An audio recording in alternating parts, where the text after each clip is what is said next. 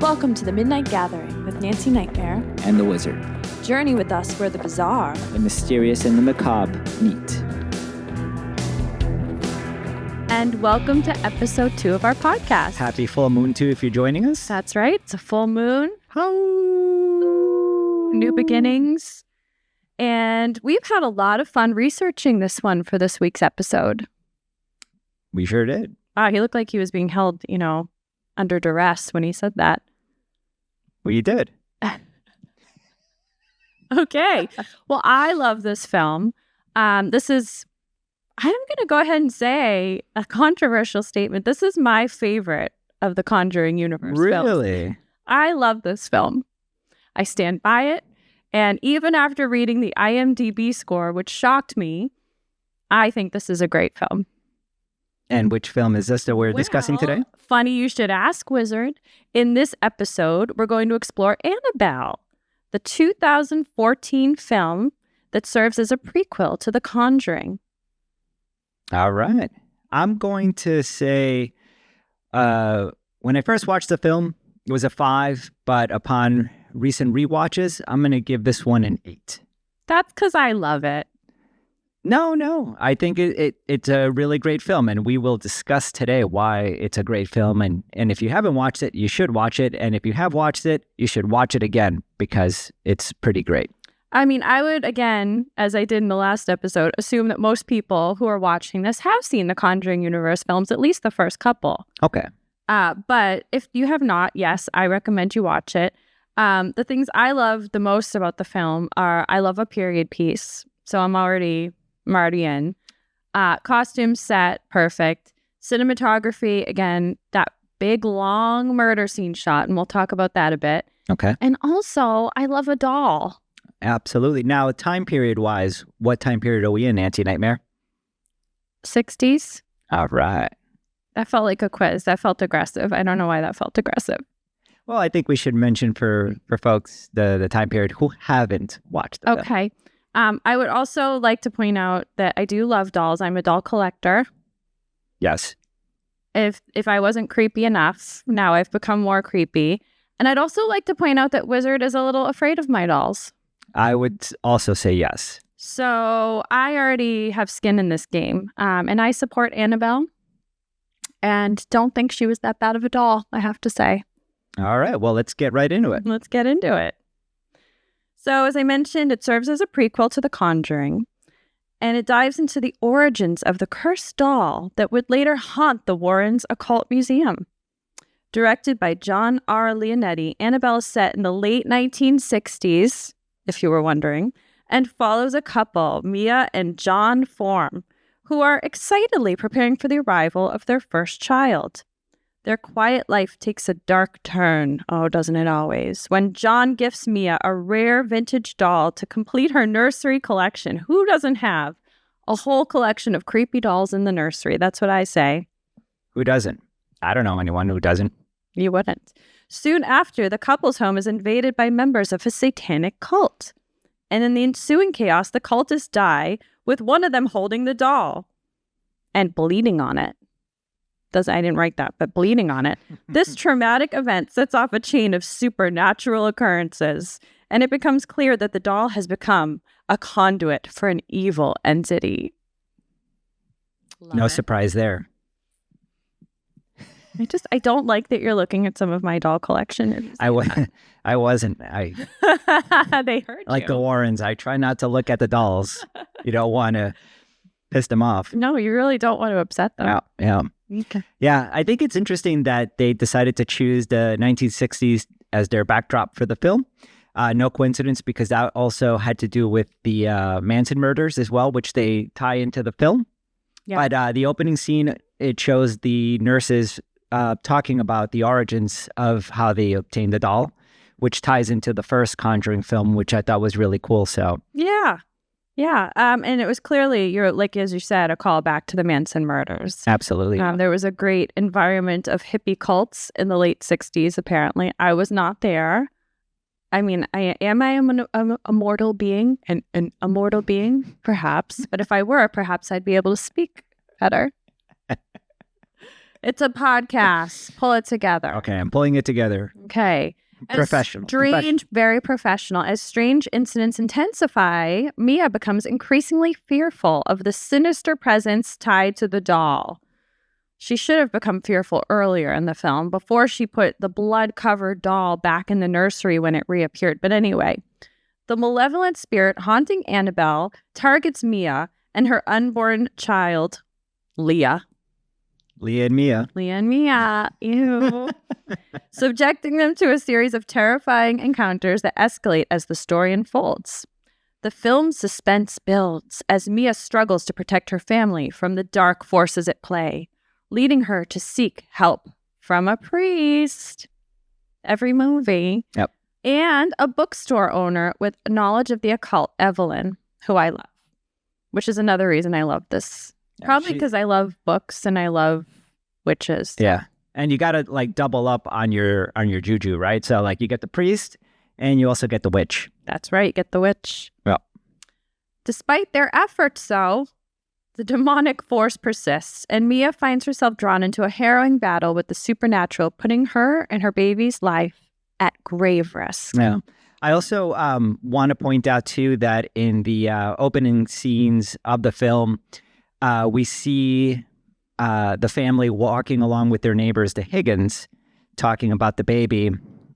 Little did they know that the Higgins' lost daughter was a member of the satanic cult and will tie their stories together. That's right. Yep.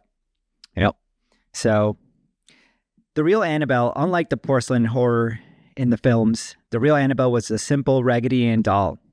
Donna, a young nursing student, received her from her mother as a gift in the 1970s. Soon after, Donna and her roommate began to notice that the doll was moving on its own. Uh-oh. Yeah. They would find it in different rooms, in various positions, sometimes even what appeared to be written notes on parchment asking for help. The doll is asking for help? Probably the spirit trapped in the doll, perhaps. So...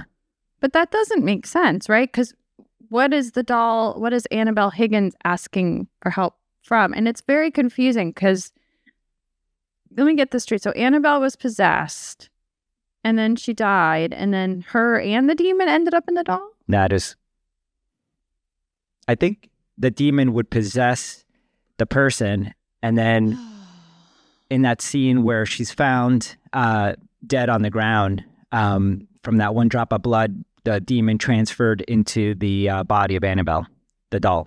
Okay. Well, we're conflating the real story and the movie story. Okay. So you're talking about the real Annabelle, and it was just a simple Raggedy Ann doll, which was not. I'm glad they changed it because that would have been a little uneventful in the movie, honestly. So Donna, the real nursing student, received her from her mother as a gift in the 70s, and they noticed the doll. So this is the real doll. As the incidents escalated, they sought help from a medium who claimed the doll was inhabited by the spirit of a young girl named Annabelle Higgins. Mm. However, the Warrens believed that something much darker was manipulating the doll to get closer to Donna with the goal of eventually possessing her. So they wanted the doll wanted the nurse. Mm-hmm. Okay, that's what I didn't quite understand. It's like I wrote that out and okay, that makes sense. I don't know. I guess I'm a little confused as to the doll's goal. It's always just possession. Yeah, it's possession. Okay. Ed and Lorraine Warren took Annabelle to their occult museum, where she remained sealed in a glass case, continuously blessed by a priest. I believe it's at every 2 weeks now. The sign... Gotta do it every 2 weeks. That's right. On a strict schedule. 2 weeks. The sign warning, positively do not open, adds to the mystique, and even skeptics are often unsettled in her presence. Yeah, I mean, I would too. I would be unsettled. I don't think I'm a skeptic. I'm always, I try to have a balanced approach to things. Yep. But I still, when I purchased a used Ouija board, blessed it and did a ritual and put some sigils on it and took precautions. So I am what people would consider a little reckless sometimes, but not completely reckless.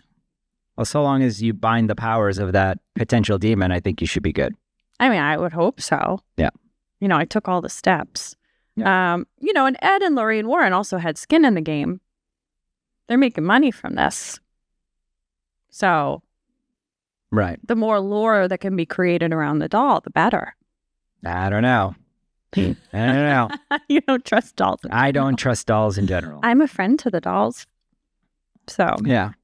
there's a lot of lore about possessed dolls in history and, in other countries. The story of Annabelle is just one example of many eerie tales surrounding possessed dolls believed to harbor supernatural forces. One of the most famous cases is Robert the doll, which resides in the Fort East Martello Museum in Key West, Florida. Robert originally belonged to a young boy named Robert Eugene Otto in the early 1900s. According to legend, Otto's relationship with the doll was unusually intense. Yeah. According to legend, Otto's relationship with the doll was unusually intense, with neighbors reportedly seeing the doll move independently or hearing it speak. Over time, stories spread that the doll would curse anyone who disrespected him or mocked his appearance. Fair enough. Testy doll. Even today, museum visitors are advised to ask Robert's permission before taking his photo, as it's said that those who don't may experience bad luck, accidents, or inexplicable misfortunes until they write Robert an apology letter. I'd like to add that I think Robert is adorable. And I'm not just saying that because he's named after. Yeah, he just doesn't want to be effed with. He's in a little cute sailor suit and he's holding a little dog. You think he did that on purpose? So people would tease him so then he could look at the cute dog. Yeah, maybe. Spread some bad juju. I think of all of these, Robert, well, I don't know. There's other ones that are, the next one is one of my favorites too. But who could pick a favorite possessed doll, really? Yeah. Okay, another unsettling example, and I'm going to butcher all these words, so I apologize. I had a hard time looking these up, is in Japan's Okiku doll, housed at the Menenji Temple, in Hokkaido. According to legend, a young girl named Okiku received the doll in 1918, but tragically passed away shortly after. Her grieving family noticed the doll's hair, which had originally been cropped short, began to grow on its own, seemingly infused with the spirit of Okiku. In time, they brought the doll to the temple, where monks continue to care for it and occasionally trim its hair, which is very kind of them. Yeah. Which reportedly continues to grow. Scientific studies on the hair have indicated that it is indeed real human hair, adding to the mystery and fueling beliefs that the doll is spiritually connected to the deceased child. So they did scientific studies and they found that it's real human hair. But the real study would be in a controlled environment, watching the doll, observing it to see if the length of the hair changes. That would be interesting, wouldn't it? Yeah. So I don't know why the monks would lie. I don't know if they're charging to see the doll. But it is actually a really cool looking doll. I suggest you look it up. Okiku. Okiku. And she's a very pretty little doll that I would probably buy if I saw in a little antique store. Of course you would. I certainly would. Another famous case is Mandy the doll, now kept at the Quenzel Museum in British Columbia, Canada. Donated to the museum in 1991, Mandy quickly developed a reputation for paranormal activity. Good for her. Staff and visitors have reported hearing footsteps, unexplained crying sounds, and the sensation of being watched. Some museum workers claim that other objects would be mysteriously misplaced or damaged when placed near Mandy. Yeah, Mandy doesn't play nicely with other artifacts. She does not. Yeah. Her presence was so unsettling that the museum staff eventually moved her into a display case by herself. These tales, like those of Annabelle, Robert, and Okiku, tap into our deep-seated fear of the uncanny valley, where objects that look almost human evoke discomfort and unease, especially when they seem capable of supernatural behavior. I also want to point out that before the filming of episode 2, we heard a loud crash the other evening with one of our dolls on the ground. We did. I went in, I have these two dolls in the front room that are both, they're cute. They're like skeletons in dresses, and I call them the sisters. And I keep one with its arm around the other on a shelf. Not many people could survive living in this house with all my dolls, but you do. And I came in and I found one of the sisters face down on the floor. Yep. I was very upset about it. So I picked her up, I dusted her off, I put her back on her little shelf. It did occur to me that this has never happened before. I mean, we've had other strange occurrences happen to us, but yeah, we have. it was just a coincidence of... It's a strange coincidence that the week we're doing an episode on possessed dolls, one of my beloved sisters. And a full moon. Full moon. The beaver moon. You were 12. Okay. But I did put it back on the shelf. We do have 3 cats. So I kind of attributed it to maybe one of the cats got up there, which they've never been up there before. And I didn't see any. So what you're saying is one of the cats was possessed by the demon that went over and knocked over the doll. My cats are not possessed. Wow. First he comes for my dolls, then he comes for the cats. Nobody is possessed. I'm just saying. Wow. That was an incident. So we just, for journalistic integrity, we thought we should mention it. Yeah. And I do have a picture. That's right. I have a picture. I took a picture of it before I picked it up. So I will put that on our social media. So drop in the comments below your experience with spooky dolls. Yeah. If you have any similar stories, we would actually really love to hear them and maybe read them in one of our episodes. Yeah. So those are the best spooky doll stories that I could find. There's a lot of cultural impact of this type of lore. Possessed dolls like Annabelle have a unique place in horror culture. Isn't that right, Chucky? Uh-huh. He says yes. They're relatable, and they're playing on the childhood fear of inanimate objects coming to life. Oh, before we move on, I do want to talk about one other type of inanimate object. Can we talk about animatronics for a second and how creepy? Oh, yeah. Yeah, absolutely. I think one of the most creepy, scary, unsettling type of animatronics would have to be It's a Small World at Disneyland or Disney World. Yeah, it's scary as hell. Yeah. Did not enjoy it. Pirates of the Caribbean as well. Oh, boy. Is it not fun to look at those animatronics? I'm sure a lot of folks were going to say, hey, how about the Haunted Mansion? No. Cute. Yeah.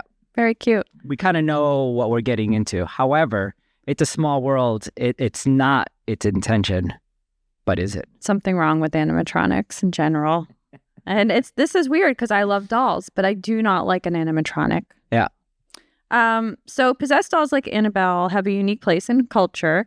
They're relatable. They play on, I said, the childhood fear of inanimate objects. Annabelle introduced this concept to a wide audience, grounding it in the real-life case from the Warrens' collection.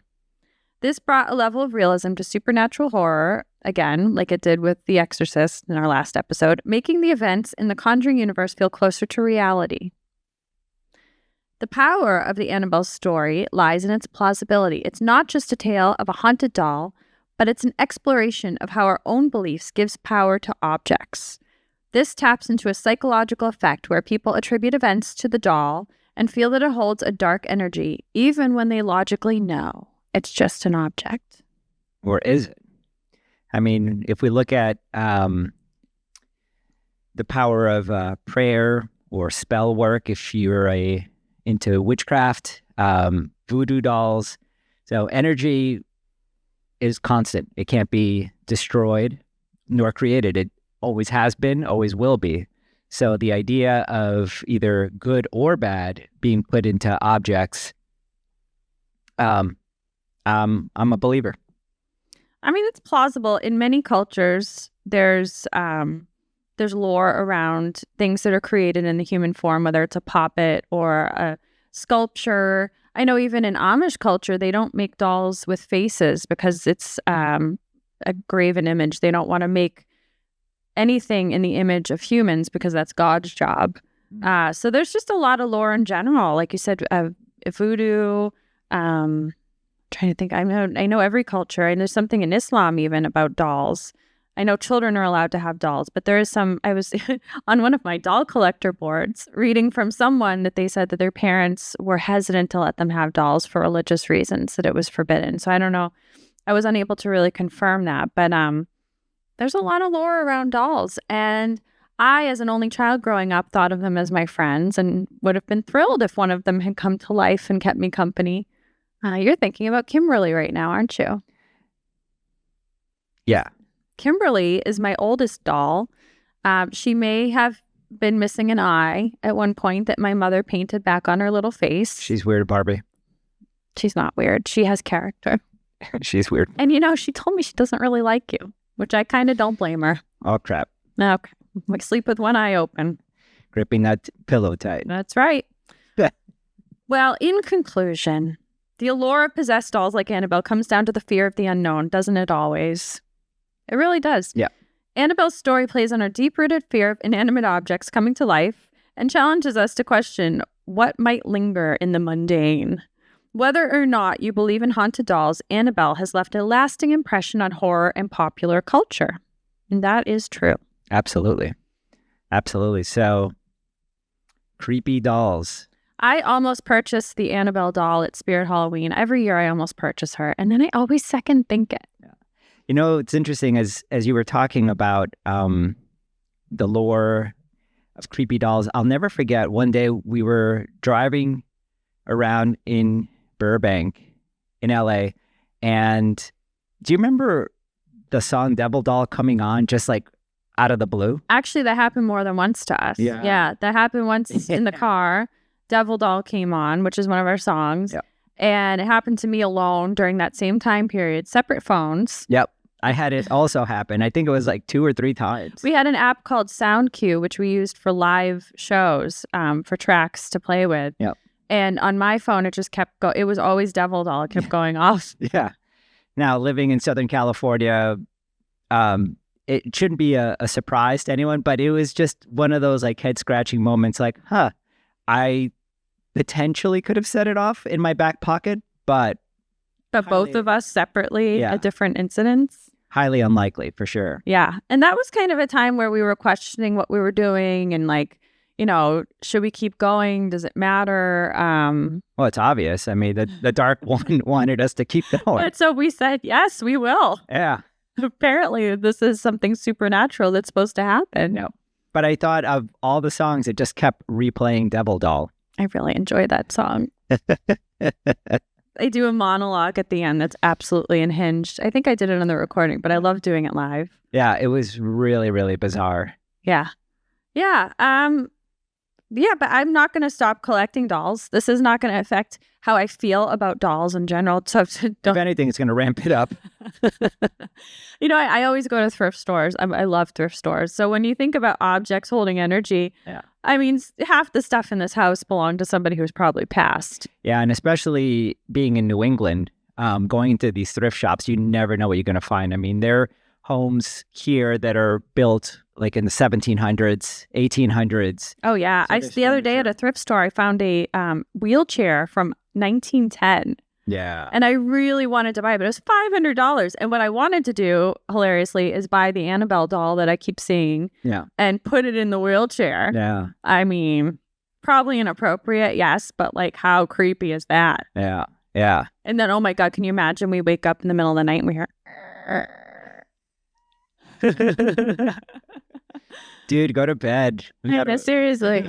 Stop. Maybe tomorrow. Yeah. So, I mean, you never know. Yeah, you never know. But you never know what you're going to find at a thrift store. Yeah, like that old Ouija board. I love that Ouija board. Do you know what year it's from? I think it's from the 70s, yeah. Yeah, we'll probably have to do an episode on the Ouija board. Oh, for sure. Break out the old Ouija board. Yeah. There's a lot of movies that involve Ouija boards. Yes. Spirit boards, really, because Ouija's the Milton Bradley name. Yep. But yeah, I'm not. This isn't going to deter me from doll collecting, and that might be creepy to some people as an adult woman who loves dolls. There's no rules, baby. I like how I said that and looked at him like daring him to agree with me. Don't agree with me. The phenomenon of haunted dolls transcends film, tying our cultural and psychological fears together. Annabelle's story, whether seen as a real danger or just an urban legend, continues to captivate audiences worldwide. She's a reminder that sometimes what we fear the most are the things closest to us. Oh, yeah.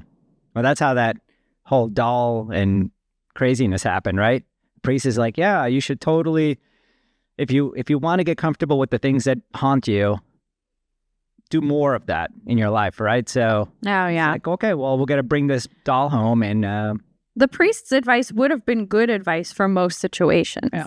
The exposure therapy is a good technique, except when you're dealing with possession, apparently.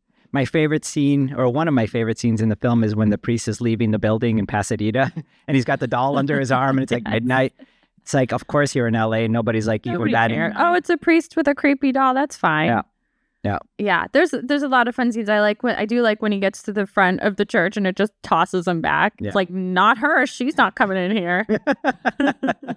And I think the scariest scene is the one in the basement, where she can't close the elevator door and it just keeps opening on that creepy basement. Why did she go down there by herself to begin with when she's dealing with a possessed doll? Yeah. I don't understand. She left her baby upstairs. This seems very irresponsible. Yeah. I remember as a kid, sometimes when we were on vacation staying in certain places, there's one building in particular, it had this long corridor with like reddish, yellowish looking carpeting, and it was always very ominous, especially late at night, and you would see like the exit signs. Something about that like would always freak me out. Yeah, those buildings, that type of building freaks me out in general. Yeah. A little wimpy though. So much for Nancy Nightmare. When it comes to going down in dark basements by myself, Yeah. I'll go in mine because this is my house and I feel comfortable here. But especially like industrial type buildings, there's no way I would have gone down there. And that demon was creepy. Oh yeah. He was real creepy. He wasn't. We looked him up. Apparently, he wasn't really based on a real demon. Yep. I believe his name was Matthias. They did give him a name, but it wasn't spoken in the film. But the makeup was, I thought, very effective. Yeah, and he was charred. Those hands. Yeah, they wanted him to seem like he had crawled out of hell. Like He just looked like charred and burned. Yeah, I Menacing. actually, that whole scene scared me a little bit, and the home invasion scene scares me. Any real life home invasion scene in a movie gets me because I'm very afraid of humans. You know, Not dolls though, apparently. not even possessed dolls, but humans. Human. Uh-uh. Especially those in cults. Ah. And who isn't in a cult at some point, you know? Yeah. I mean, we've known a lot of people in cults. Yeah. I think Charles Manson's birthday just passed. It was on the 12th of November. So, My goodness. yeah, happy birthday, Charlie. No, we don't say happy birthday. Okay, don't happy birthday, Charlie Manson. No, it's probably not something to say. He was responsible for a lot of horrible things. Well, right, but he was never officially. Well, he was convicted. Yeah. You know, I know he didn't do it by his own hands necessarily, but, you know, he manipulated people into doing it on his behalf, which is very impressive on some level. So We'll have to do an episode on the Manson family. Yes. But this has been a great deep dive into one of my favorite topics, dolls. Oh. And we hope And you Annabelle. enjoyed it. And Annabelle, which I love this film, and I'm going to watch it again and again. And I know what? IMDb rating be damned. Because some of my favorite films have low ratings on IMDb. Yeah. But I mean, the true blue horror fans know what's up. Absolutely. And we hope that you will meet us again at the Midnight Gathering. Until next time, stay spooky.